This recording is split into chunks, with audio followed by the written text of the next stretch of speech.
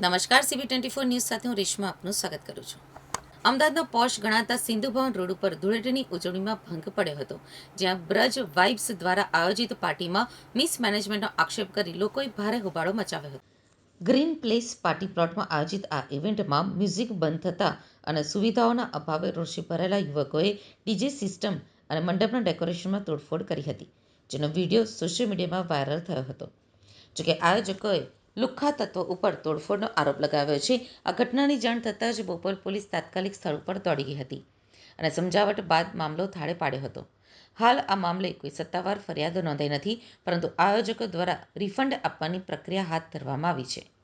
Sindhu Bhavan road પર green place party પ્લોટમાં બ્રજ વાઇબ્સના આયોજકો દ્વારા એક ધૂળેટી પાર્ટીનું આયોજન કરાયું હતું, જ્યાં આયોજકો દ્વારા પાસ માટેની ફી વસૂલ્યા બાદ એ પ્રમાણેની સુવિધાઓ ન આપવામાં આવતા ખેલૈયાઓ ભારે રોષે ભરાયા હતા અને પાર્ટી પ્લોટમાં તોડફોડ મચાવી હતી, જેના વિડીયો સોશિયલ મીડિયામાં વાયરલ થયા હતા.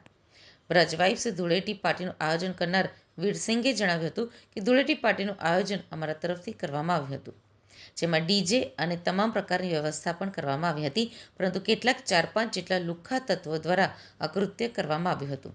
હું આખો દિવસ ત્યાં જ હતો અને ડીજે આર્ટિસ્ટ પણ લાવવામાં આવ્યા હતા.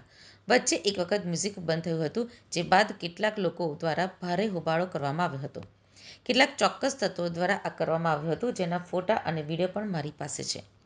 પોલીસ બોલાવવામાં આવી હતી અને પોલીસે આવીને મામલો થાળે પાડ્યો હતો. લોકોને રિફંડ આપવાની પ્રક્રિયા પણ કરવામાં આવી રહી છે. તોડફોડ અને હોબાળો કરવામાં આવતા પોલીસને જાણ કરવામાં આવી હતી. બોપલ પોલીસ સ્ટેશનની ટીમ ઘટના સ્થળ ઉપર પહોંચી હતી. પોલીસ દ્વારા સ્થળ ઉપર લોકોને સમજાવવામાં આવ્યા હતા, તેમજ આયોજકો સાથે પણ ચર્ચા કરવામાં આવી હતી. આ સમગ્ર બાબતે પોલીસે સમજાવટ કરી હતી અને મામલો થાળે પાડ્યો હતો. જોકે આ બાબતે હવે કોઈ પોલીસ ફરિયાદ નોંધાઈ નથી.